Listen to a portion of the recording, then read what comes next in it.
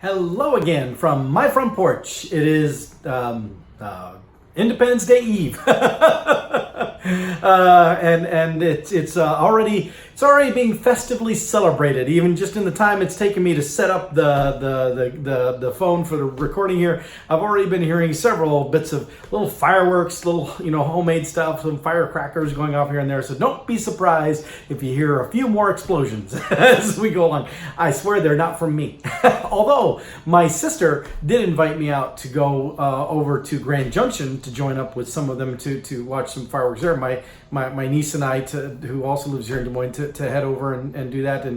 And the offer was tempting. It was very tempting. But I had really kind of a... Oh. Yeah. Someone setting off the firecrackers again. Or they had a lot of baked beans. One or the other. I don't know. But I had a really long night last night. Really long night. I was up until the wee hours of the morning. When I say wee, I mean really wee. Working on some stuff for work, trying to get meet some deadlines, get some stuff done. And it's okay. I'm not complaining about it. I like what I do. I really do. And it just sometimes the clock works against you, and you do what you got to do. That's what it is.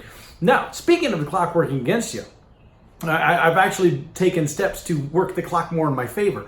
See, all this traveling that I'm doing now, there's that other little line called the TSA pre-approved, and I thought, maybe that's something that I should get. And so I decided to check into that and get signed up for that. And if you're not familiar with it, especially if you don't really fly much, you may not be familiar with it. But it's kind of like when you go to an amusement park and you can get a VIP pass or express pass. And what that allows you to do is it allows you to be able to move to the front of the lines, or in most cases not move to the front of the lines. It's just a whole separate line where the regular people who bought just the regular tickets and are just going through airport security, they all get in the line, and it usually snakes around and around and around and around.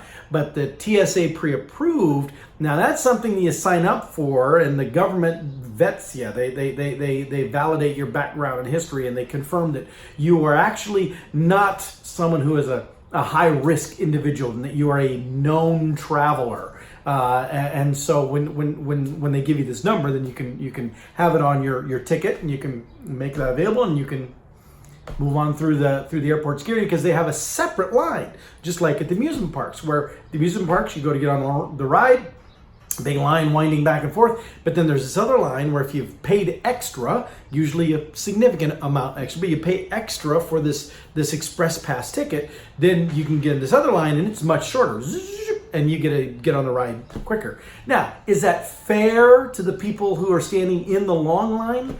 I mean, they had the same opportunity to buy the express pass tickets. Now, maybe they didn't because they couldn't afford them. I don't know. Maybe they didn't know they existed. I don't know. There is that reality. But I'll tell you what, I'll never go to an amusement park again without getting the express pass. I've done it now the last 2 or 3 visits to amusement parks, and I don't care how much they charge for it. It is always a good investment. And so now I'm applying that same principle to flying, because I'm flying so much that I decided, you know what, I need to check into this too. And so let me help you out here. Let me give you a little insight as to how this works, just in case you're curious about it as well. Because some people mistakenly think that you can just apply for it at the airport and get signed up and whatever. It's not quite the way it works. It's not a huge complicated process, but it is a process.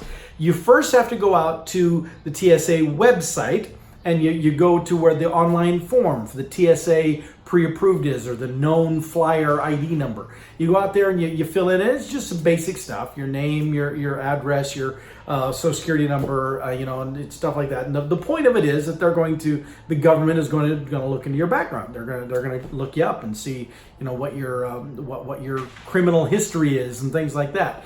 And so then, when you fill out that form, though, you submit it, then the system automatically kicks you back a date and time for an in-person appointment.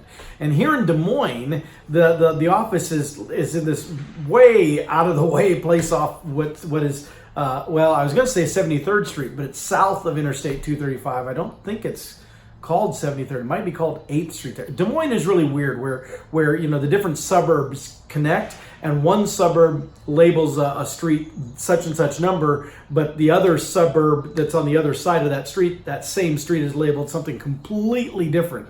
And so you just got to keep in mind of, you know, which which suburb you're in. Even though it's all the same road, it's not the same name all the way through, and that's kind of annoying. But it is what it is. But anyway, it might be 8th Street where it's at. But anyway, but it's. Yeah, so it's on this, but then it's not even right on that. It's to this side street to go off to, and then there's this unassuming suburban mall thing where there's just offices and things, and it's on the back side, and it's not even labeled TSA or anything. It's like EMSI or something like that on the door. It's just very unassuming. You've got to be looking for it to get there. You got to follow the instructions that they give you to go find the place. But so anyway, I did the online thing, and I got my appointment. It was for this last Friday, and I went in and they met with me. Now, when you go in, it's not just meet with you, but you also have to take in your birth certificate, and it has to be your official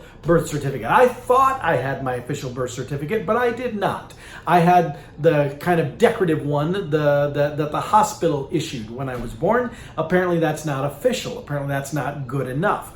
And so I had to get my real birth certificate. Oh, interesting little bit of aside, just because I'm not trying to poke the hornet's nests here, but I also have a certificate of live birth. And that was not considered legitimate enough. I had to have my birth certificate. There was a presidential election a little while back where that issue came up, and we were told certificate of live birth was just as good. Well, apparently not to the TSA, apparently not to the government itself. Anyway, so I had to pay $20 and go down to here in Des Moines, down by the state capitol, in the Lucas building. They have access to all the birth certificates and marriage certificates and all that kind of stuff for everybody across the state. And so I went down, paid $20, and got an official copy of my birth certificate. And so I had to have that with me when I went into the. I also had to have either a passport or my Iowa driver's license, or documents like that. So anyway, I went in. They asked me a few basic questions, confirmed what kind of traveling I do and that kind of stuff, and told them, and that was about it. They took my picture and submitted it. And so then they said it can take up to 30 days before you'll hear whether you've been approved or not. Oh, and it cost $85 if you're curious about the dollar amount. But it lasts for 5 years once you get it. So, it's not really that bad when you think about it. So anyway, I went in, did all that, got that stuff done, and they say it might take up to a month before you hear about it. Well, that was on Friday. Monday, I got an email from them saying I'd been approved. So apparently they decided that I was not a high risk. And so, yay! I now have my known traveler ID number, and I can go to that shorter line for security now when I'm flying. And I plan to use it starting right away next week when I fly down to Austin, Texas for a couple of days.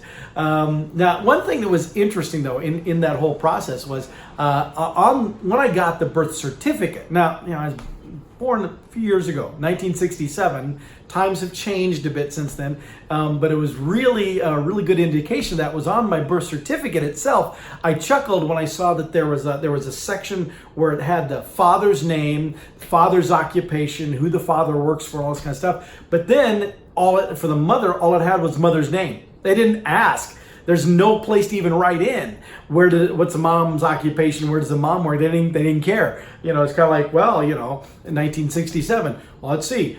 You're pregnant, which obviously means you're married, which obviously means you're not working. You're at home because you're having a baby.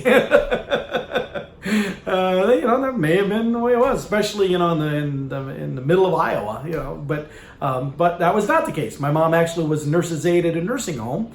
That's what she was doing before I was born, and that's what she did her entire career life, 40 plus years, until she retired just a few years ago from doing that job. That's what she did the whole time. But she was actively working somewhere. It's just there's no place for it on my birth certificate to say that. So yeah, the times they have changed, and for the better. So that was interesting. Now, since I had the birth certificate, I went ahead and also used it to go into the DOT and applied for my new driver's license as well, because in another piece of traveling is that you have that starting in 2020, it might be July 2020, I don't remember exactly when, but next year at some point, in order for you to fly between states within the country, you have to have this little star on your license. I haven't researched enough to know what the significance is or how it's all determined or any of this kind of stuff. All I know is when you go to the airport, there's these big signs now that say you're going to have this. And so I thought, you know what? While I got the documentation handy, let's just do that. So Friday I went out to DOT and got signed up. Got my license needed to be renewed anyway. It was going to expire this October. But so I thought, yeah, let's just do it now. Let's just get this underway. And so right now I have my little paper copy, because in Iowa you go in and you do all the stuff. And they take your picture and all those things. And they say, but they don't issue you the license there. It comes in the mail. So at some point here, later this week, early next week, I should be getting that in the mail. It'll have my little gold star on it. So I will be covered. I will have my star for traveling. I'll have my TSA pre-approved for traveling. Boom! Right through the airport. Man, look out, baby! Here I come. I think it probably still won't be quite that joyous of an experience. And people ask me, how do I feel about traveling? Liam, do I enjoy it? And yeah, I do enjoy it. But kind of like with anything, too much of a good thing can still be too much. And so, I'm enjoying this week right now because I'm just here at home. I the entire week here at home. So I'm enjoying that. It is good to actually just be here.